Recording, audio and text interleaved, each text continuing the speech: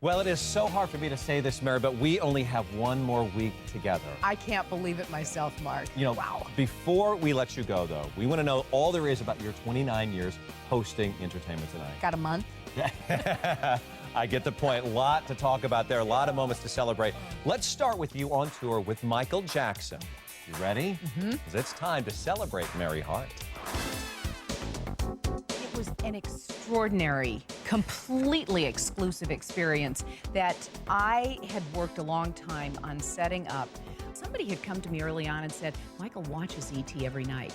He loves you on the show. He'd love to do something. And so figuring out what that something would be came down to this.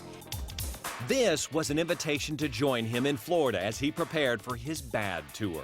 I landed. Michael was supposed to be in a couple of hours later, flying on his private jet. A couple hours later, no Michael. What happened? Well, the weather was bad.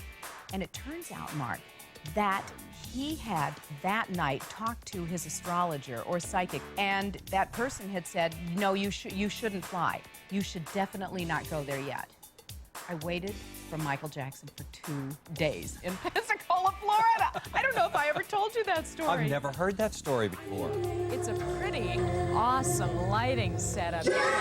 Huge star, biggest star in the world, but yet so distant to a lot of the press. How did you find him? Michael was sweet, very private, very soft-spoken. He actually whispered something in your ear.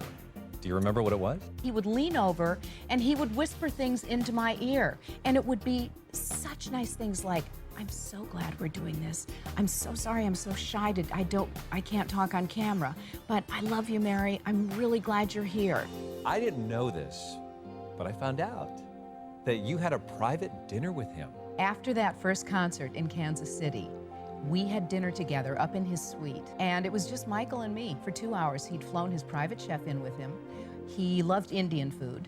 It was an extraordinary evening. We talked about everything. We talked about his family. He admitted that at times he could be very lonely. Was he shy at that dinner with you on a 101?